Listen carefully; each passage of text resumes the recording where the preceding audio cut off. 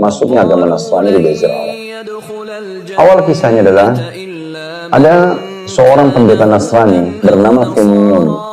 Fenimon ini adalah seorang pendeta yang keluar ke wilayah Afrika untuk mendakwakan agama Nasrani dari negeri Syam. Namun di tengah jalan, pada saat dia nyebrang dari negeri Syam menuju ke Afrika, di sekitar Jazirah Arab, dia sempat diserang oleh sebagian perampok jalan. Dan di masa dulu, orang kalau dirampok oleh perampok, maka semua hartanya diambil, dan dirinya, jiwanya sendiri, ya, fisiknya dijual di pasar perbudakan, sehingga mereka mendapatkan juga uang. Dari sini biasanya muncul perbudakan di masa itu. Nah, Fenimon ini akhirnya menjadi budak dan diperjualbelikan di pasar, dibeli oleh seorang tokoh masyarakat yang ada di wilayah Najran namanya, ya, di Jazirah Arab tepatnya. Dan majikannya melihat beberapa keajaiban di tempat atau di kamar Fenimon. Nah, Fenimon ini rupanya pada saat dia ibadah, Allah Subhanahu wa Ta'ala memberikan karamah. Di ruang tempat dia beribadah itu ada cahaya yang terang. Maka dia mulai bertanya, apa agamamu? Ini lalu menjelaskan tentang agama Nasrani panjang lebar. Dan pada saat itu majikan Fenimon, mereka banyak yang menyembah pohon. Ada satu pohon yang dikultus, dianggap pohon itu sebagai Tuhan mereka, berhala mereka, ya. Fenimon ini melihat majikannya kayak bimbang, kayak benar nggak sih ajaran ini, gitu ya. Maka Fenimon pun akhirnya menggunakan kesempatan karena majikannya sudah mulai bertanya. Lalu dikatakan kepada majikannya, bagaimana pendapat Anda kalau seandainya Tuhanku menghancurkan dan mengalahkan Tuhannya? Karena Tuhan dia adalah pohon, Tuhan majikannya Fenimon ini.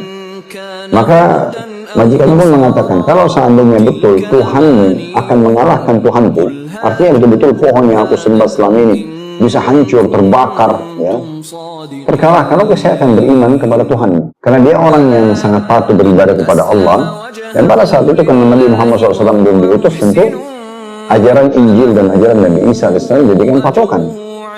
Maka Allah Subhanahu wa Ta'ala memberikan dia karamah. Karamah itu seperti kelebihan yang Allah berikan karena memang dia sangat dekat dengan Allah Subhanahu wa Ta'ala. Kita tahu juga dalam Islam ada ajaran ini, ya. Kalau seseorang mendekatkan dirinya kepada Allah, dia punya karamah-karamah atau kelebihan-kelebihan. Wilayah yang Fenimon menjadi budak adalah Najran, dan wilayah Najran adalah penyembah pohon. Jadi mereka dikumpulkan di dekat pohon yang mereka kultus, lalu Fenimon pun berdoa kepada Allah Subhanahu wa Ta'ala agar pohon itu dihancurkan. Maka Allah Subhanahu wa Ta'ala mengabulkan, dan dalam beberapa buku sejarah disebutkan Allah turunkan petir dan menyambar pohon itu, akhirnya hangus dan terbakarlah. Dengan ini seluruh wilayah Najran berubah menjadi agama Nasrani. Nah, ini awal mula bagaimana masuknya agama Nasrani di Jazirah Arab, karena Najran berada di Jazirah Arab. Maka pada saat itu teman-teman sekalian, berkembang pesatlah agama Nasrani di sana, dan karena ditekuni maka lahirlah beberapa orang pendeta. Salah satunya adalah yang bernama Abdullah bin Samir. Abdullah bin Samir ini dia melihat di Najran sudah banyak orang Nasrani. Dia ingin kembangkan agama Nasrani di Jazirah Arab, dan dia lihat wilayah yang masih bisa terjangkau, dan satu kepulauan adalah Yaman.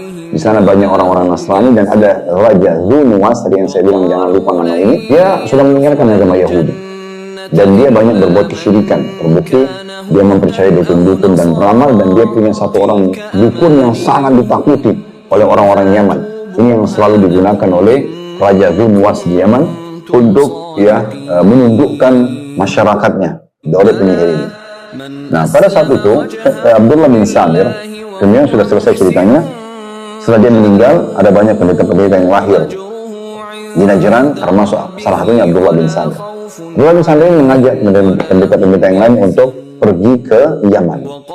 Ayo kita ke Yaman, coba kita sebarkan agama Nasrani di sana, daripada manusia tersesatkan oleh Raja Zalim Zunuwas, gitu ya. Pada saat itu penyihir Zunuwas, dalam riwayat Bukhari dijelaskan, kata Nabi SAW, diceritakanlah kisah ini, yang sahih tidak disebutkan nama penyihir, dan ini tidak penting kita untuk mengetahui, tapi Raja Zunuwas punya seorang penyihir yang paling ditakuti di Yaman, dan semua orang tunduk pada Zunuwas karena penyihir. Penyihir Zunuwas sudah mulai tua, dan dia tahu dia akan meninggal dunia, maka dia minta kepada Zunuwas agar menyiapkan kader, iklankan di seluruh wilayah Jazirah Arab, di seluruh Yaman, agar anak-anak muda datang, lalu kemudian mereka dites, siapa yang paling berbakat, mereka akan, atau anak itu akan menjadi penerusnya si penyihir, sehingga estafet penjagaan terhadap kerajaan Zunuwas tetap terjaga. Nah, seperti itu kurang lebih.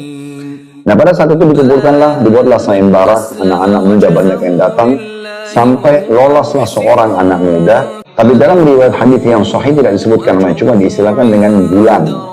Gulam berarti seorang anak muda. Anak muda ini akhirnya lolos karena dianggap dia paling potensial. Dan antara rumah anak muda ini dengan rumahnya si penyihir yang tiap hari dia bolak-balik untuk belajar sihir, itu ada satu gua, yang di gua itu pendeta tadi Abdullah bin Samir ada tinggal di situ. Dia bersembunyi karena dia takut dari raja Zunuwas. Karena Zunuwas tahu agama Nasrani masuk, maka dia akan terancam kerajaannya, karena selama ini dia menundukkan masyarakatnya dengan sihir. Dan agama Samawiyah ini ya, sebenarnya menolak adanya penyihir dan juga ilmu sihir itu sendiri.